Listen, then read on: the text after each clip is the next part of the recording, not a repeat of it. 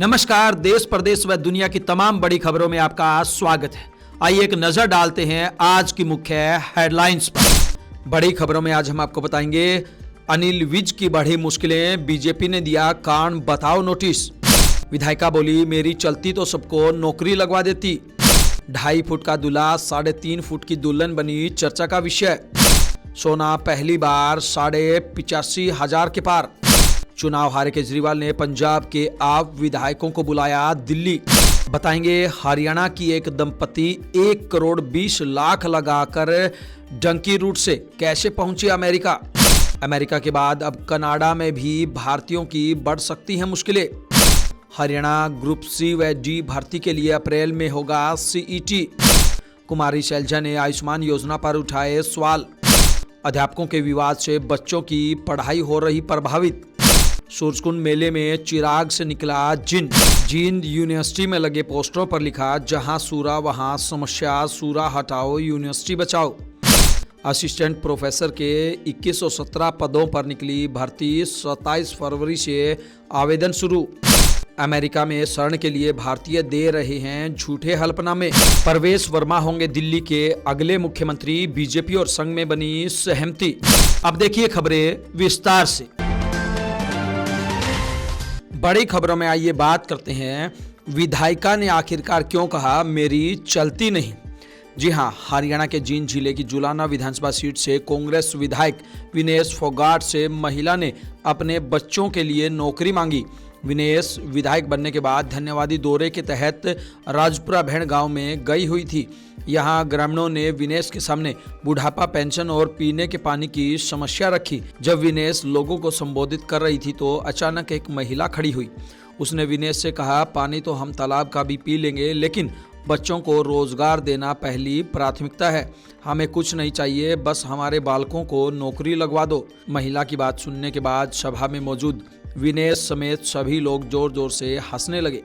महिला की बात सुनकर विनेश ने कहा बच्चे पढ़ेंगे तभी तो नौकरी लगेंगे, बिना पढ़े कैसे नौकरी लगेंगे। इस पर महिला ने कहा कि तेरी तो सिफारिश चलती होगी। तब विनेश ने जवाब दिया कि सामने वीडियो बनाने वाले खड़े हैं, अगर मेरी सिफारिश चलती होती तो हमारे जुलाना वालों को नौकरी जरूर लगवा देती। दिल्ली के एलजी विनय कुमार सक्सेना ने मुख्यमंत्री आतिशी से कहा है कि आपको यमुना मैया का श्राप लगा है, इसलिए आपकी पार्टी चुनाव हार गई है। सूत्रों के मुताबिक एलजी ने ये बातें तब कही थी जब आतिशी दिल्ली के मुख्यमंत्री पद से इस्तीफा देने उनके पास गई थी। सूत्रों के मुताबिक एलजी सक्सेना ने आतिशी से कहा कि उन्होंने उनके बॉस अरविंद केजरीवाल को यमुना के श्राप के बारे में चेतावनी दी थी, क्योंकि उन्होंने नदी की सफाई के लिए एक परियोजना को रोकने के लिए सुप्रीम कोर्ट से गुहार लगाई थी। एलजी हाउस के सूत्रों के अनुसार आतिशी ने एलजी की टिप्पणी का जवाब नहीं दिया। कुरुक्षेत्र के रहने वाले 2.5 फुट के जसमेर सिंह उर्फ पोला मलिक की जालंधर की रहने वाली 3.5 फुट की सुप्रीत कौर से शादी हुई है। सुप्रीत कौर कनाडा में रहती है। शादी के लिए वह अपने घर जालंधर में आई थी। दोनों ने जालंधर के गुरुद्वारा साहिब में फेरे लिए। शादी के बाद दोनों के डांस करते हुए के वीडियो सामने आए हैं। दोनों की मुलाकात फेसबुक पर हुई थी। 1.5 साल डेट करने के बाद दोनों ने एक दूसरे से शादी करने का फैसला लिया था। हरियाणा रोडवेज का ड्राइवर सवारियों की जान खतरे में डालकर बस चलाते हुए मोबाइल पर रील्स देखता रहा। चंडीगढ़ डिपो की यह बस देहरादून से चंडीगढ़ आ रही थी। रील्स की आवाज़ बाहर न आए इसलिए उसने अपने कानों में ईयरबड्स लगा रखे थे। बस में आगे की सीट पर बैठी एक सवारी ने चुपके से ड्राइवर का वीडियो बना लिया। वीडियो में स्पष्ट दिख रहा कि ड्राइवर एक हाथ से मोबाइल पकड़कर देख रहा है। बीच में उसने स्टीयरिंग छोड़कर दोनों हाथ से भी मोबाइल पकड़ा। ड्राइवर की इस हरकत की वजह से बस में सवार लोग सफर पूरा होने तक डरे रहे। इस मामले पर मंत्री अनिल विज ने कहा कि अगर ड्राइवर ऐसा करते हुए मिलता है तो उसके खिलाफ सख्त कार्रवाई की जाएगी। सोना आज पहली बार ऑल टाइम हाई पर पहुंच गया है। India Boolean and jewellers association के अनुसार 10 ग्राम 24 कैरेट सोने का दाम 966 रुपये से बढ़कर 85,665 रुपये हो गया है। इससे पहले सोना 84,699 रुपये प्रति 10 ग्राम के ऑल टाइम हाई पर था। चांदी में भी आज बढ़त रही। 1 किलो चांदी की कीमत 132 रुपये से बढ़कर 95,533 रुपये किलो पर पहुंच गई। दिल्ली विधानसभा चुनाव में मिली हार के बाद पंजाब में भी उथल पुथल शुरू हो गई है। पंजाब कांग्रेस के नेता प्रताप सिंह बाजवा ने दावा किया है कि आम आदमी पार्टी के 30 विधायक उनके संपर्क में है। इसी बीच आम आदमी पार्टी के संयोजक अरविंद केजरीवाल ने पंजाब के विधायकों को दिल्ली बुलाया है। अमेरिका से जबरन भारत भेजे गए हरियाणा के दंपत्ति ने डंकी रूट से जाने में 1 करोड़ 20 लाख रुपए गंवा दिए। इस चक्कर में उन्होंने अपना घर भी बेच दिया और वापस लौटकर किराए के मकान में रह रहे हैं। डोंकरों को जब और रुपए नहीं मिले तो पत्नी और 2 बच्चों को पीटा गया, उन्हें करंट लगाया गया। यही नहीं, जब अमेरिका में सख्ती देख उन्होंने एंट्री से मना किया तो मैक्सिको बॉर्डर पर बनी दीवार से उन्हें जबरन अमेरिका में धकेल दिया गया। पानीपत में फाइनेंस का कारोबार करने वाले 2 पार्टनरों के बीच हुए विवाद ने हिंसक रूप ले लिया। 6 लाख रुपए के लेन देन पर एक ने दूसरे के पिता का गन पॉइंट पर किडनैप कर लिया और डंडों से पिटाई कर उसके हाथ पैर तोड़ दिए। पार्टनर के पिता को मरा हुआ समझकर आरोपी उसके हाथ से सोने की अंगूठी और जेब से कैश लेकर फरार हो गया। हालांकि 1 दिन के उपचार के बाद अस्पताल में होश आने पर पिता ने पूरी कहानी बता दी। अब पुलिस आरोपी की तलाश कर रही है। अमेरिका के बाद अब भारतीयों के लिए कनाडा में भी मुश्किलें बढ़ने वाली हैं। जी हाँ, कनाडा में जो भी गलत रास्ते से आते हैं, मैंने हमेशा उन्हें डिपोर्ट करने की बात कही है। हम उन्हें डिपोर्ट करेंगे। यहाँ आने के बहुत सारे लीगल रास्ते हैं, ये कहना है डॉक्टर रूबी डेल्ला, भारतीय मूल की कनाडाई सिटीजन का। प्रधानमंत्री पद की दावेदार हैं। अगर जीती तो कनाडा में भारतीय मूल की पहली प्रधानमंत्री होंगी। रूबी डेल्ला भी अमेरिकी प्रेसिडेंट डोनाल्ड ट्रंप की तरह अवैध प्रवासियों के खिलाफ है। वे ऐलान भी कर चुकी है कि मैं चुनी गई तो अवैध अप्रवासियों को देश से निकाल बाहर कर दूंगी। हरियाणा में नगर निकाय चुनाव को लेकर कांग्रेस ने तैयारियां शुरू कर दी है। कांग्रेस के नेताओं ने हरियाणा में निकाय चुनाव उत्तराखंड की तर्ज पर बैलेट पेपर से कराने की मांग की है। कांग्रेस के एक प्रतिनिधिमंडल ने इसे लेकर मुख्य निर्वाचन अधिकारी धनपत सिंह से भी मुलाकात की।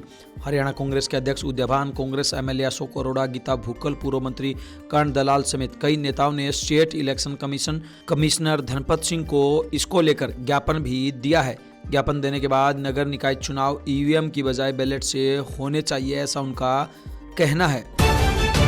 हरियाणा के 2 छात्र प्रधानमंत्री नरेंद्र मोदी के परीक्षा पे चर्चा कार्यक्रम में शामिल हुए। इनमें सिरसा का अजय और नारनौल की खुशी शामिल है। पीएम से सवाल करने के लिए सिर्फ अजय का चयन हुआ था। अजय ने प्रधानमंत्री नरेंद्र मोदी को कविता भी सुनाई। अजय ने पीएम से पूछा, आजकल टेक्नोलॉजी काफ़ी बढ़ गई है, कई बार हम इसका बहुत ज़्यादा प्रयोग कर लेते हैं, इस पर आप हमारा मार्गदर्शन करें।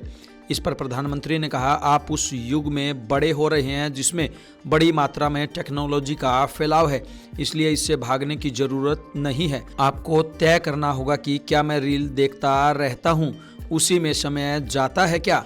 अगर उसी में रुचि है तो उसकी बारीकी में जाओ, उसे तूफान न समझो जो गिरा देगा।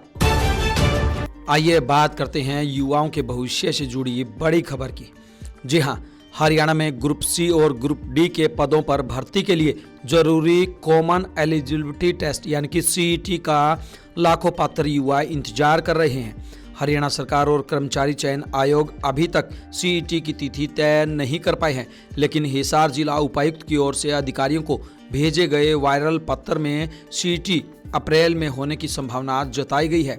उपायुक्त की ओर से भेजे गए इस पत्र में लिखा है, विषय ग्रुप सी और डी के पदों के लिए सीईटी 2025 आयोजित करने के लिए परीक्षा संबंधी मुद्दों और लिखित परीक्षा केंद्रों की क्षमता के संबंध में बैठक। हरियाणा कर्मचारी आयोग के सदस्य साधुराम जाखड़ की अध्यक्षता में ग्रुप सी और ग्रुप डी के पदों के लिए सामान्य पात्रता परीक्षा 2025 को लेकर उपायुक्त कार्यालय में बैठक आयोजित की गई। सिरसा से सांसद कुमारी शैलजा ने आयुष्मान कार्ड को लेकर सरकार पर निशाना साधा है। उन्होंने कहा कि हरियाणा में सरकार की उदासीनता और बिलों में भुगतान में कमीशन खोरी के चलते आयुष्मान कार्ड मात्र कार्ड बनकर रह गए हैं।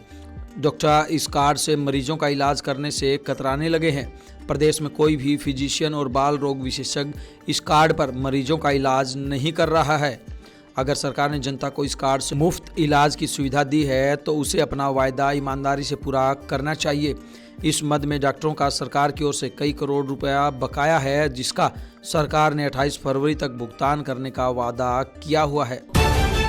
जैसे जैसे चुनाव की तारीख नज़दीक आती जा रही है, वैसे वैसे हरियाणा के अलग अलग जगहों पर राजनीतिक सियासी पारा गर्माता जा रहा है। उसी कड़ी में हिसार में मेयर चुनाव पर जल्द ही घोषणा कांग्रेस पार्टी की तरफ से की जा सकती है। हम आपको बता दें कि अभी तक 15 दावेदारों ने आवेदन किया है। गीता बुक्कल की अध्यक्षता में एक कमेटी भी गठित की गई है। कैथल जिले में मनरेगा योजना में बड़े घोटाले का खुलासा हुआ है। जिला प्रशासन ने बड़ी कार्रवाई करते हुए सीवन ब्लॉक के असिस्टेंट ब्लॉक प्रोग्राम ऑफिसर यानी कि ABPO प्रियंका और जूनियर इंजीनियर शिव कुमार को तत्काल प्रभाव से बर्खास्त कर दिया है। कैथल में मोटरसाइकिल सवार आरोपी ने SP आवास से चंद कदम की दूरी पर पुलिसकर्मी की पत्नी के गले से मंगलसूत्र छीन लिया। घटना SP आवास के पास हुई। पास में ही महिला थाना और ट्रैफिक पुलिस चौकी भी है। हालांकि महिला ने आरोपी का पीछा कर उसे पकड़ने का प्रयास किया, लेकिन वह उस पर पिस्तौल तानकर और धमकी देकर भाग गया। पुलिस ने आरोपी के खिलाफ मामला दर्ज कर जांच शुरू कर दी है। नूंह जिले में सरकारी स्कूलों में बेसिक शिक्षा का स्तर भले ही ऊंचा नहीं उठ रहा हो, लेकिन भ्रष्टाचार में स्कूल के शिक्षक जरूर रिकॉर्ड तोड़ने में लगे हुए हैं। जी हाँ, हम आपको बता दें कि स्कूल के अंदर एक अध्यापक ने 45 लाख रुपए का गबन किया था, लेकिन कमाल की बात यह है कि शिकायतकर्ता शिक्षक को उसी गबन करने वाले शिक्षक के द्वारा लगातार प्रताड़ित किया जा रहा है, ताकि वो जल्द से जल्द इस विद्यालय से तबादला करवाकर चला जाए, ताकि घपलेबाज अध्यापक जांच की आंच में जलने से बच सके। फरीदाबाद में लगे सूरजकुंड मेले में राजाओं के समय में मनोरंजन का माध्यम रहने वाली बहरूपिया कला देखने को मिल रही है। राजस्थान के रहने वाले मनोज अपनी पीढ़ियों से चली आ रही विलुप्त होती इस कला को मेले में लेकर आए हैं। मनोज सहित उसके 6 भाई भी इसी मेले में इस कला से लोगों का मनोरंजन कर रहे हैं। बहरूपिया मनोज मेले में चिराग से निकले जिन का भेष धारण कर मेले में लोगों का मनोरंजन कर रहे हैं। सभी ने कभी ना कभी अपने परिवार के बुजुर्गों से जिन की कहानी जरूर सुनी है, लेकिन मेले में उसी जिन को सामने देखकर सब लोग उसके साथ फोटो उतार रहे हैं। रोहतक में दिन दहाड़े फाइनेंसरों ने युवक पर फायरिंग कर दी। इसमें बीच बचाव करने आए युवक के दोस्त को गोली लग गई। फाइनेंसर स्कॉर्पियो में सवार होकर आए थे। यहाँ पहले उनकी युवक से झड़प हुई। इसके बाद विवाद इतना बढ़ गया कि फाइनेंसरों ने गोलियां चला दी और फिर स्कॉर्पियो को छोड़कर पैदल ही वहां से फरार हो गए। इस दौरान वहां लोग इकट्ठा हो गए और फाइनेंसरों की स्कॉर्पियो गाड़ी में तोड़फोड़ की। सूचना के बाद मौके पर पहुंची पुलिस ने उसे कब्जे में ले लिया है। हैदराबाद में 29 साल के एक युवक ने अपने 86 साल के बिजनेसमैन नाना की जीवन लीला समाप्त कर दी। बिजनेसमैन वेलामती चंद्रशेखर 500 करोड़ के मालिक थे। नाती कीर्ति तेजा ने उन पर चाकू से 70 से भी ज़्यादा वार किए। पुलिस ने आरोपी को गिरफ्तार कर लिया है और बताया है कि हत्या की वजह प्रॉपर्टी विवाद है। हरियाणा सीएम नायब सिंह सैनी और प्रदेश अध्यक्ष मोहनलाल बड़ोली के खिलाफ बयान देने पर बीजेपी ने मंत्री अनिल विज को कारण बताओ नोटिस जारी किया है। पार्टी ने 3 दिन में ही जवाब देने के लिए कहा है।